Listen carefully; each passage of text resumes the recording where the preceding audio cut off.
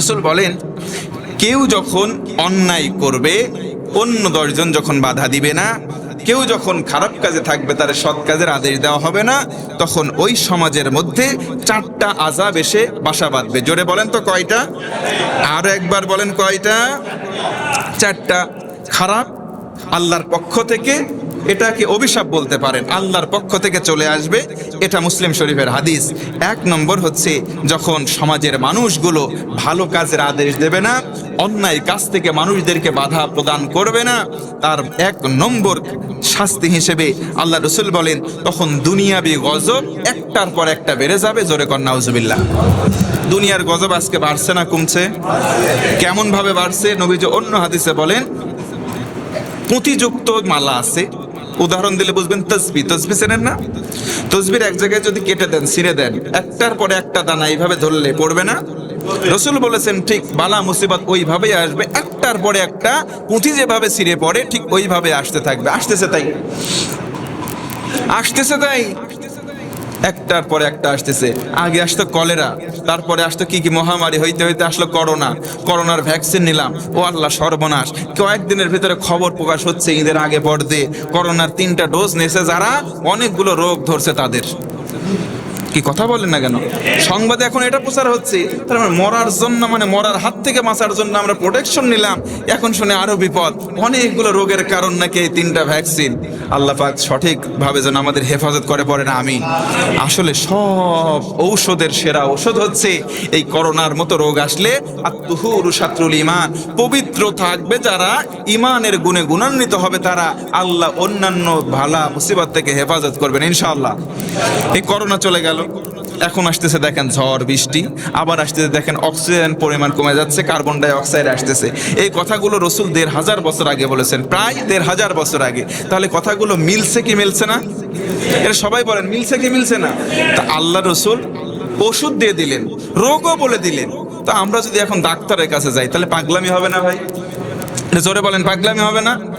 তো যদি আপনি কি বলে ক্লিনিকের নাম বলেন, সিমলা ক্লিনিক বলেন, আরো কি কি আছে, কিমিয়া, আপনার সদর হাসপাতালে যান।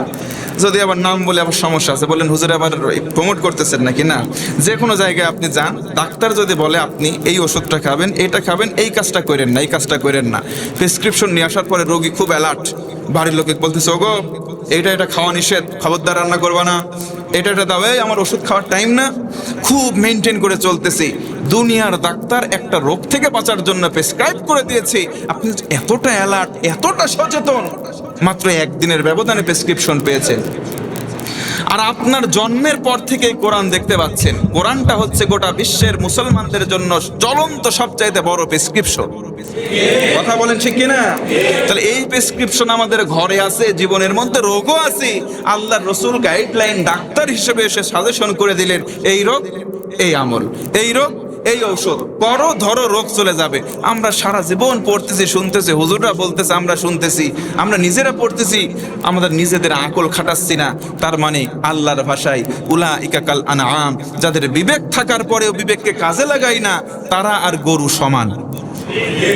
বালহুম আদল, বরং গরু, কুকুর, শুকুর, ছাগল, অন্যান্য প্রাণীর তাও একটা অন্যরকম আছে। মুনিবের কথা শুনি, উলাইকা কাল আনআম বালহুম আদল, যাদের বিবেক থাকার পরে বিবেকটাকে কাজে লাগাই না, তারা ওই চতুষ্পদ জন্তুর চাইতেও নিকৃষ্ট। বলেন নাউজুবিল্লাহ।